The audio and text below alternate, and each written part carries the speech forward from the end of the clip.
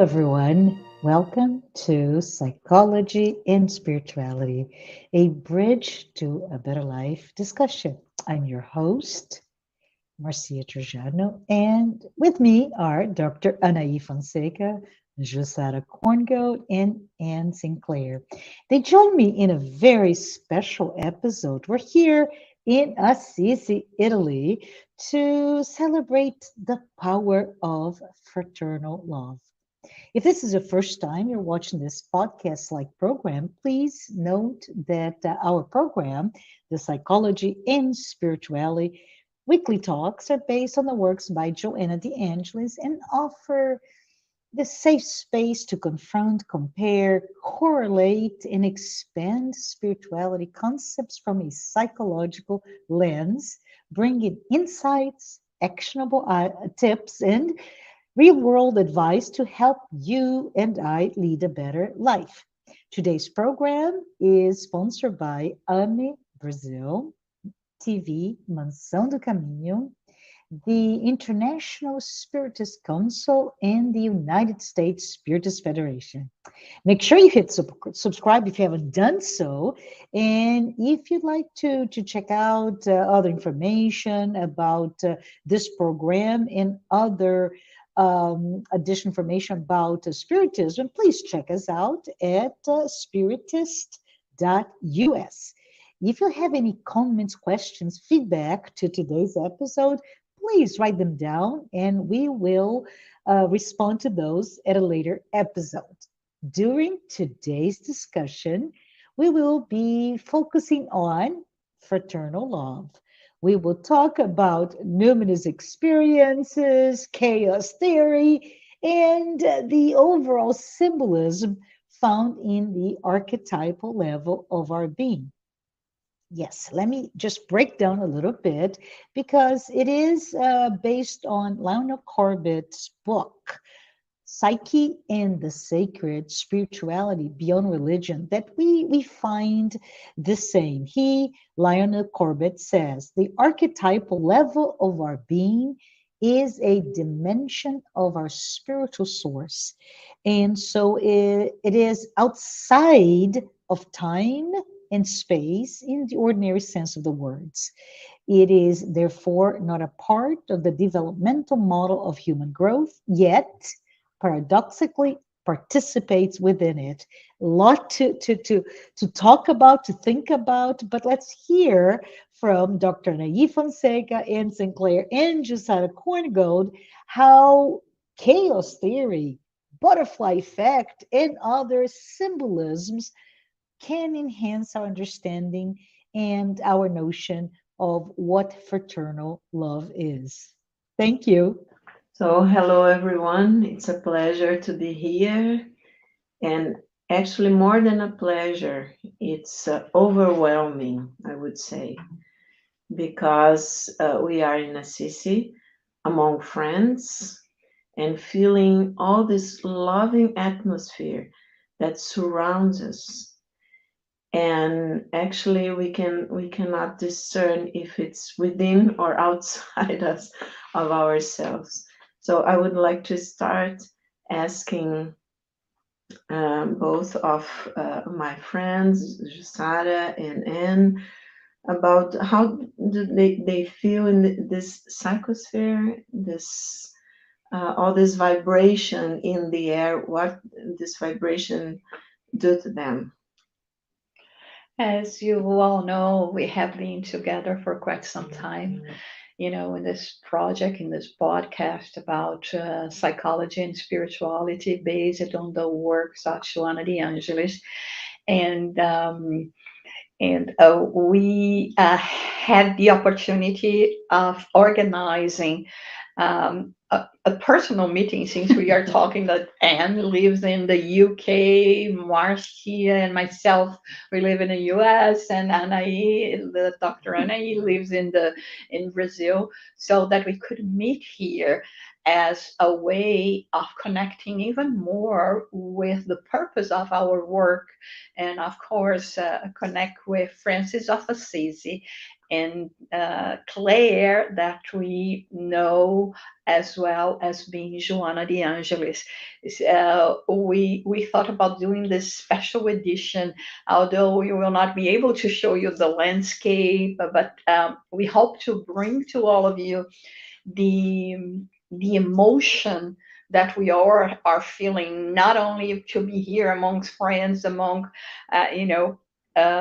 people that like yourselves want to better yourselves and to really connect with the way of living of Francesco, Francis of Assisi, and Chiara and Joanna de Angelis, and so we hope you enjoy it, and through everything that we are going to be presenting today and talking today, you can also feel all this energy that we are receiving here in Assisi, Italy. And I would just like to share as well my joy at the opportunity of being here together with all of you. But I would just like to give you my own experience. When I arrived a couple of days ago, I came on the train, and I don't know if any of you have been here to Assisi, but the train station is down at the bottom of the hill, and the old town, is way up the top of the hill. So either you take a taxi or you take a bus, or you're very young and you can hike it up. So I decided to take the bus, and I was just thinking about my suitcase and the change for the bus and all these kind of things. And we went along for about a block, the bus was going, and suddenly it hit me, this change in the energy. And I almost burst into tears. And I said, oh my gosh, something's different here. And so it was a visceral experience for me. And it wasn't like I was looking for it. It just happened.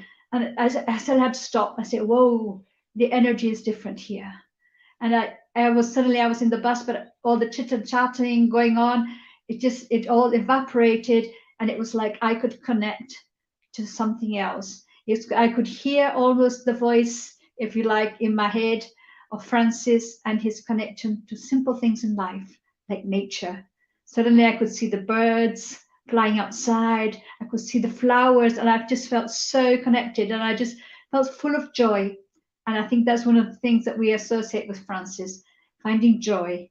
And in our lives, in our daily lives, sometimes that is lacking for many reasons, sometimes good reasons, but trying to reconnect with that sense of hope, of joy, of even fraternal love. So this was my experience, and I hope you may be able one day to come as well and see what you feel. Wow, that's amazing. And to people that are watching us at this point, some of us hadn't met yet personally. So all this loving atmosphere and this fraternal love, as Marcia was saying previously, it surrounds us. And even if we are not close together, but even if we are, and people can be seeing this, can be watching this in another time, in another period, and far away, but we are all connected to each other, in a sense that when we get in this vibration, when we get in this space within ourselves, where we really connect to this love that was the example that Joanna and Francis of Assisi gave through their life in taking care of, people sick, the poor, and being very, very loving to each other, to nature. So when we connect to this dimension, it's not outside of ourselves. I think your example, both of you gave, it's within ourselves. And it's there, people. It's not, something that we have to struggle so much to find.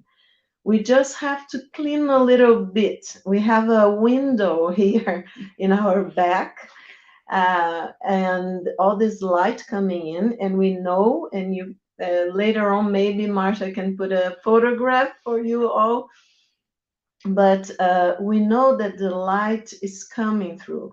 So the symbolism of the window, when the window opens to the outside, is an expansion of consciousness, but it's not the intellectual part of our consciousness. Is this the heart, that the consciousness and the realization, that an openness that the heart gives to us. So I was listening to you both, and I was imagining Saint Francis as a young son of a rich family, and with all these ideas of being a knight. It was, really an achievement at that point. And his father wanted him very much to be a knight. And so he goes to the Crusades, for instance. And a lot of things happen. I do hope everybody reads St. Francis' history. It's really beautiful. But what I was thinking is that how we would feel if we can just approach his story, what he tells us about people that wrote about him, and how he would feel feeling all this light coming from deep within him, as Anne said, getting out of the bus. As you said also, Jussara, feeling the atmosphere here. If we get almost, we almost burst into tears, right? We feel really strong, and our blood pressure goes like this. So can you imagine St. Francis as a young person, a young boy, and feeling all this calling inside, how he would have felt that? What do you imagine? What your ideas that you could share with people? Yeah, I think that that's really interesting because we have like sometimes this conflict between what's coming in from inside our these ideals and this force that's wanted to burst forth, and on the outside us wanting to sort of meet our family's plan for us, what society expects, and us really wanting to fit in as well, isn't it? Be part and be successful and do what is expected of us, and yet inside there is this fire that's consuming us, and it can create some conflict, I think. And who wins? Who wins? It's and I think then as we get older, sometimes we let that fire die away because the outside world has dominated our lives, and we've become completely focused on the outside world, and we have stopped listening to that inner voice and stopped feeling that inner fire. And I think it's really interesting to reconnect. So I think Francis obviously at some point must have allowed that inner light, that inner fire. Well, I'm calling it fire, but it's a good fire, just to burst forth and to somehow let itself manifest. I was thinking about two things. One thing is about the knighthood, which was especially for his father, an expectation because they were very rich, but they didn't have titles. So a knighthood in the family would bring a different kind of prestige. And then again, how we imagine to go up in the ladder of social life, social economical life, and not thinking that, thinking about going up in terms of the spiritual ladder is so much more important. And so they couldn't properly value what was happening. But also a point that is important for us to think about, because it's easy, or many times when we are reading the stories of the life of those great characters like Francis of Assisi, we think that it happened overnight. He just woke up one day and said, no, now, the calling, or we hear about the voices, or build my church. But the thing is, even when he went to war, when he went with the Crusades, when he went with a war to the Perugia, he was kept a prisoner for a year in very difficult conditions. He got back ill. So we can imagine that during this whole process of being captive, and he had a lot of time to to think about life, to meditate. So all of that, I think it was like preparing the terrain for the seeds at the right time, to come in and manifest. So let us not think, because this can lead us, when we are trying to do the same thing, to frustration, because we think, oh, if I cannot wake up tomorrow as a missionary, it's never going to happen. If you think like this, it's never going to happen. So we have to understand that there is a whole process. Yes, there is a whole process. And the thing that I wanted to remind everybody is that the ego has to be strong.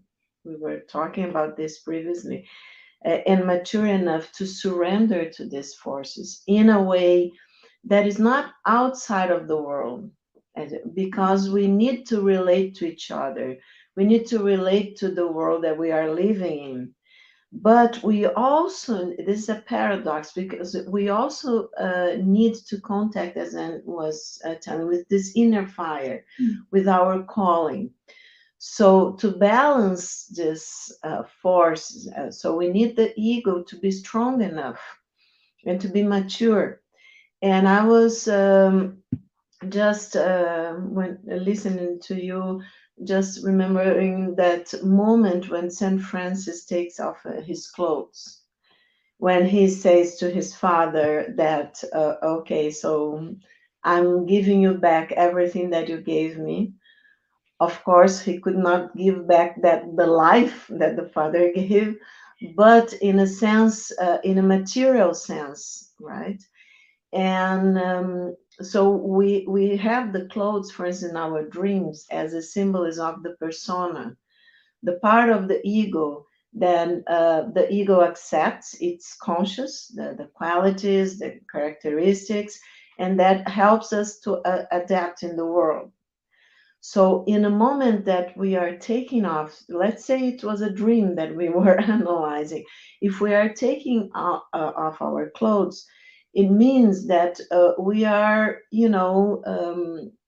kind of saying to our persona, as you were saying, Sarah, okay, this is part of me, or was part of me in the case of St. Francis, but it doesn't belong to me anymore.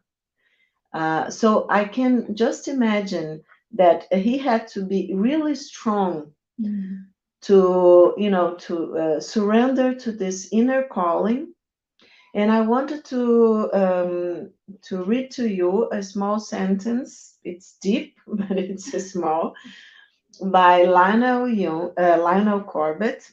He is a Jungian analyst that writes a lot about the religious function of the psyche, and about this deep, we call the transpersonal dimension of the psyche, which means our deep, deep unconscious, that it's there, that we are all one, in a sense of what we call the collective unconscious. And with these old types, old forms that we call the archetypes, that are ancient forms that it's our heritage, human heritage. All of us have and live actually with, like we would say, like a spiritual DNA, let's say, okay? So we all have these ancient forms that can manifest in our lives. And Lionel Corbett says the archetypal level of our being is a dimension of our spiritual source, and so is outside of time and space in the ordinary sense of these words.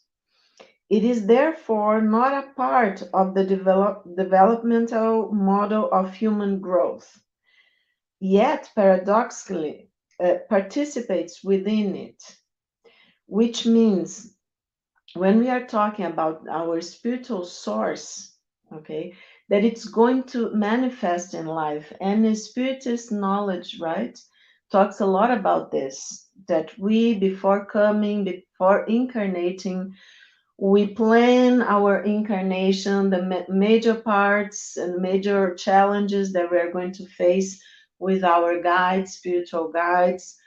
So at this point, like Saint Francis already knew, if we could say, deep within himself, that he had a path, he had a mission. And we know that he was less, like we could say in a common sense, best friends with Jesus, right? So he came in a dark, it was middle age, in a dark moment of our history, to remind everyone what love was all about, the love that Jesus Christ was talking about. And this love that deep within our psyche is not outside, tell us that we are all one, and we are not disconnected to each other, from each other, that we are the fraternal love makes all of the sense in psychological sense, because it's there in this deep dimension of the psyche that we are one. We have the same common heritage. The only difference is what it's going to be active in our lives. Okay, so is that complicated? A little bit.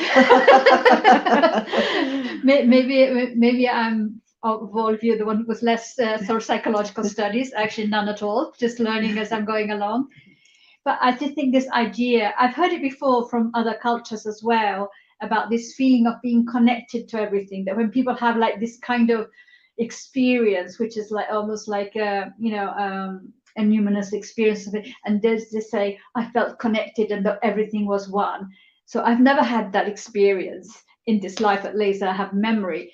And I find it quite difficult to imagine how that would be, because all my life making yourself different from everything, to make myself my self-identity, that I am different from you, that I'm different from you, and I'm building this all my life. So then I wonder how it is to suddenly feel all like one. I don't know how. I haven't experienced it, and maybe it's something to experience rather than to intellectualize about. So everybody talks about the numinous, that it means the sacred. Yeah. And we say that a numinous experience to the ego feels, we use the terms by Rudolf Otto, and the ego feels like it's a mysterium tremendus et fascinans. It's in Latin. So it's mysterious, tremendous, and fascinating. Okay. So you have had a numinous experience. For instance, we are talking to people now when you got out of the bus. Okay. So in this sense, the ego, when you start, you felt all the emotion, because the ego feels like overwhelmed with emotion. Suddenly you feel speechless.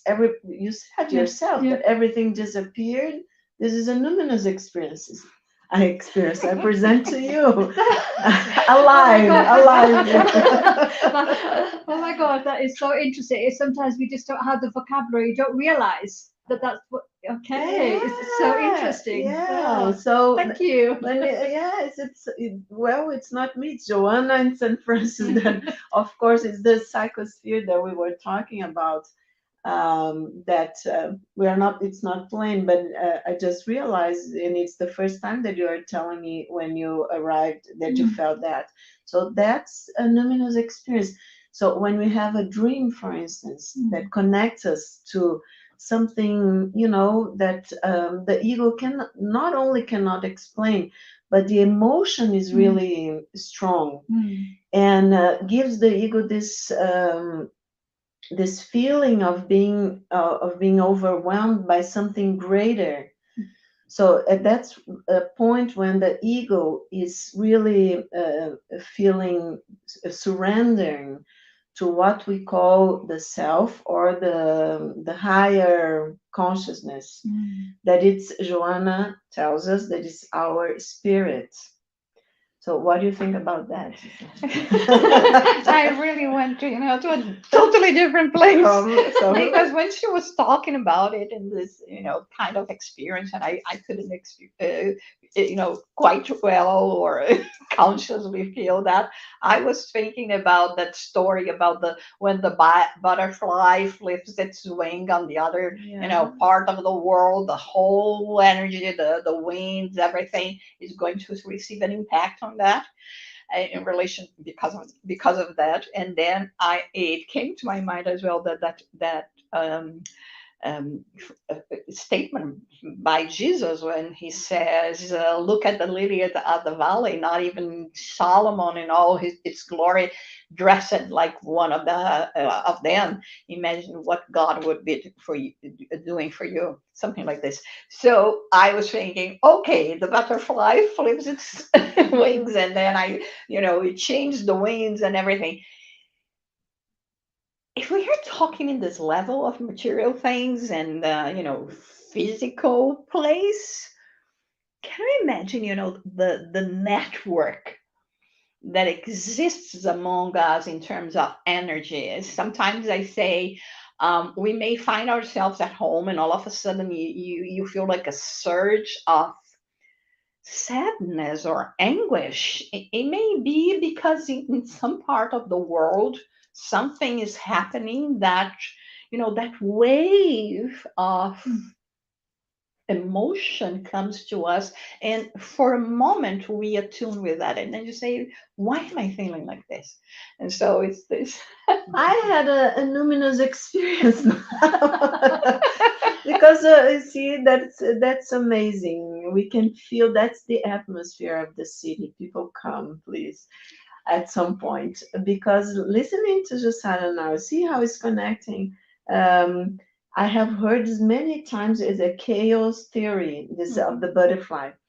But as a Jungian analyst, actually, it's the first time, and I think, of course, it's because of this, that I connected with the symbolism also, because I was all quantum physics and right, and the chaos theory. But then, if you connect to the symbolism, the butterfly is a classical symbol of the psyche.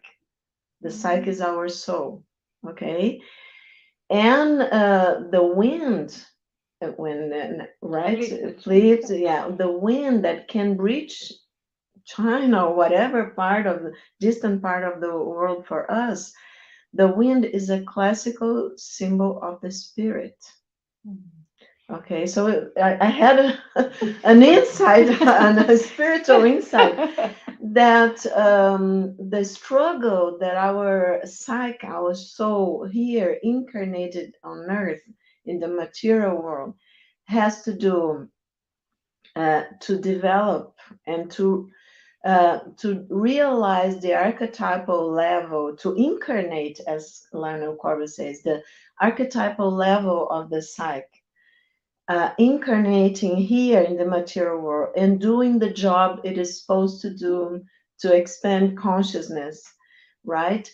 And this expansion will be in our spirit, because we know that everything that we are living is not wasted, right? It's going to be in our spiritual memory, and it's going to help us through this ascension path, like in the bus in the bottom of the hill, and struggling carrying our luggage. I'm very symbolic now.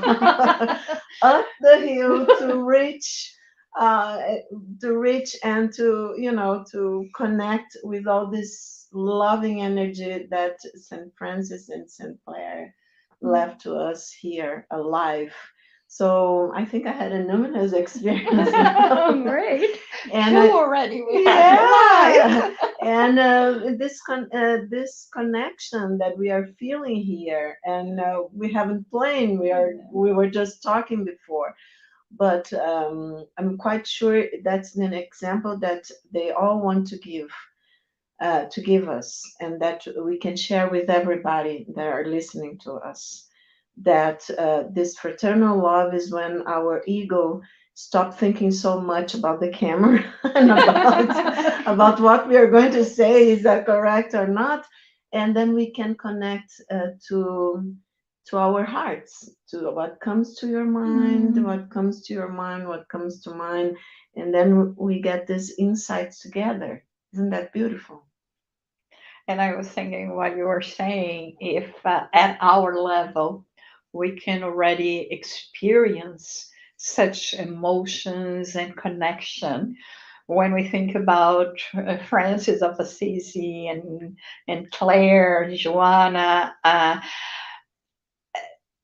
think it's even hard for us to try to imagine what they feel and what level they go in terms of receiving the inspiration, the guidance, and but at the same time, the more we grow in this sense, living, like you say, living the persona, going into the self, the realization, the more we feel peace as well, and are more tolerant, compassionate in relation with others.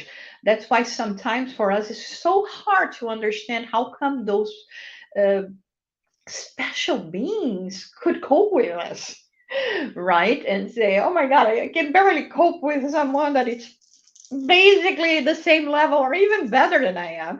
Imagine then being at this level of spiritual involvement and having to relate with us. So it's when we feel the love, when we feel the understanding, when we feel that they know the process, and I think it's beautiful because it shows us that the way is exactly this one is the way of um, getting together, of doing together, of growing together, helping each other, in the weaknesses that we have, and what we can exchange in this sense.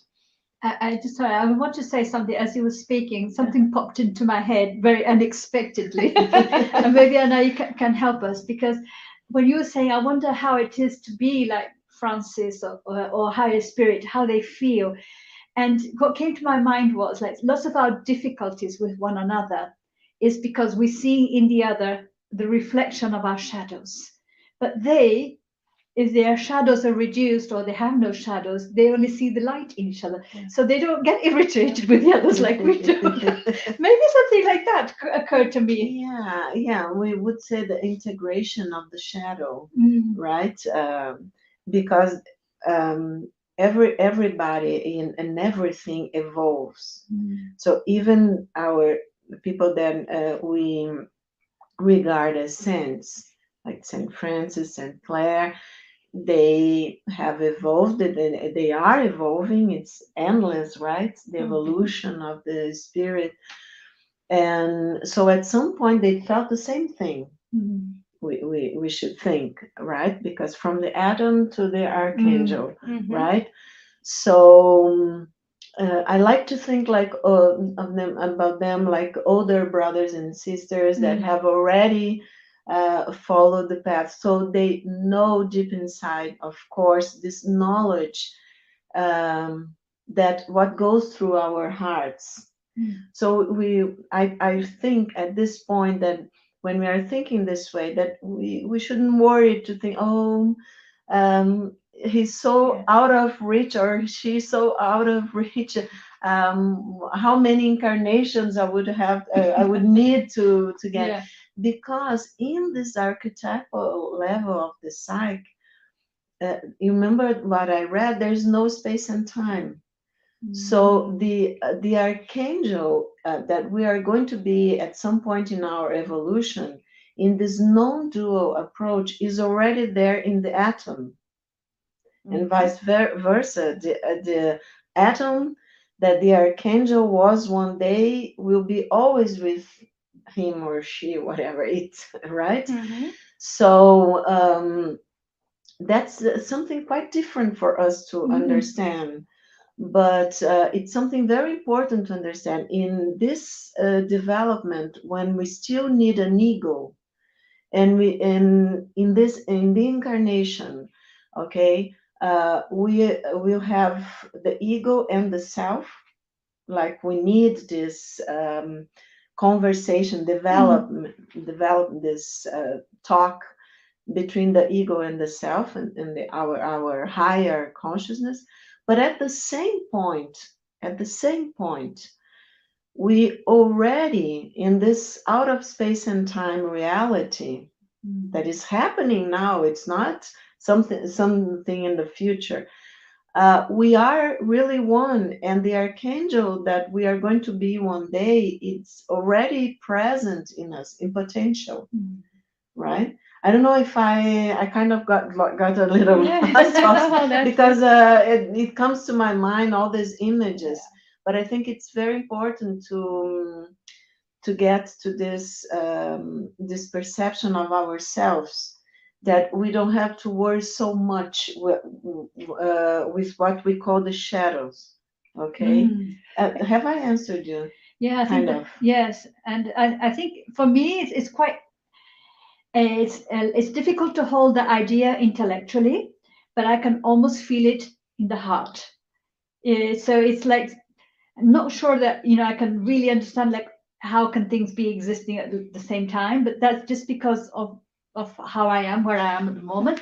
But I in my heart I know that that is potentially how it is. It's quite interesting because it seems like a conflict almost.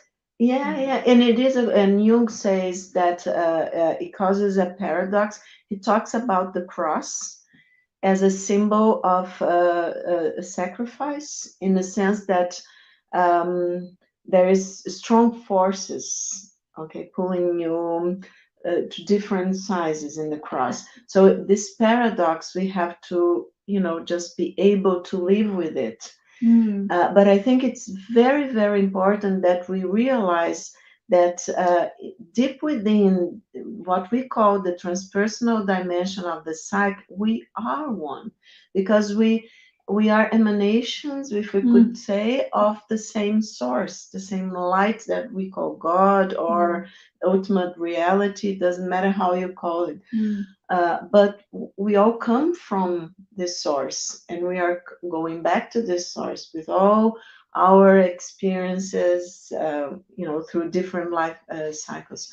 So I think it's just a concept to have in mind when things get really tough, and they can get in our lives, to have like like the butterfly that struggles so much to get out of the cocoon, right?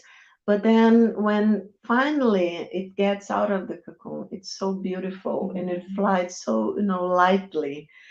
But also it lives very shortly, lives the material life one day. So all that struggle and that beautiful flight and that beautiful wings, where do they go? What was the purpose of the butterfly? But if everything, like St. Francis and Sinclair taught us, are interconnected, and there's nothing wasted, because all of that beauty, all of that joy that we were talking previously, is in our heritage, common heritage, in the archetypal level, and it's for us. We are children of this beautiful light and heritage. And one thing that is beautiful, and when we are talking about it and thinking and meditating about their lives, is that, you know, the sign to know that a spirit has already achieved this numinous stage, or this transcendental stage, is that they never reproach. They teach. They teach by examples. They teach by words. They try to guide us, but there is no reprimand. And I think this is the main characteristic that we see in terms of those spirits. And when we study the life of both Francis of Assisi and Claire, is that is the embrace, is the acceptance, but at the same time, showing us the path where we should be tracking in, and in all this you know, uh, this experience that we are living now, I think it teaches us so much in relation to how to connect to others as well, and how should we, by their examples, and of course the example of Christ himself that did the same, never condemning, even at the cross, uh, forgiving the one that said, I repent, because I'm here. I deserve to be here. You don't. And so I think that we should take this. We should take this sentiment with us, and this is definitely going to help us in our relationships, in our personal growth as well. So I think we are coming to the end of this amazing, for me at least. I hope for everyone that it's at home watching us. And I would finish, my part here in our fraternal meeting with this idea that the sacred, it's at our disposal. Let's say it's a part that it's the source, that it's not outside. It's the finding this path, as Jussara was saying. It's the way that these great and beautiful souls like Saint Francis and Saint Clare shows us, and of course, like Jesus came to show us the path, to find this source of light, of joy, of peace and love, of everything that is good, and it's there for us to use in our experience. So it is sometimes hard because we have to, the path, it's not outward, it inwards, right? So and we are going to find some characters there that are not very friendly, like our shadows, some complexes. But if we can act with us with the same love that these beautiful souls like Saint Francis and Saint Clare have towards ourselves, if we can act towards ourselves with the same love that they have towards us and towards all humanity and towards everything, animals, nature, minerals, everything, our beautiful, beautiful planet. So I'm quite sure that we are going to be less afraid of ourselves, and we will project less onto others. So the shadows, like Anne was talking before, that we project things that we are afraid from ourselves, we project onto others, and then we get all this confusion in our relationships. So if we can trust this path that they are showing us, okay, trust the butterfly, trust the wind, trust nature, trust love, we are going to be safe, and we are going to do all this path towards our own evolution in a more joyful, in a more peaceful way, in a more loving way. I don't know if Annie would like to. No, I just think you just put it all, summarized it so beautifully. I want to leave it as you've said it. And I think that everybody can listen to that and just find those little nuggets of light, of inspiration. See what touches you on your heart, because we're all different at different moments of our lives, and we will be touched by different things. So I hope that when you listen to this, there will be something somewhere that will touch you. St. Francis is with us. Thank you so much. We'll see you in the next episode. Bye. Bye.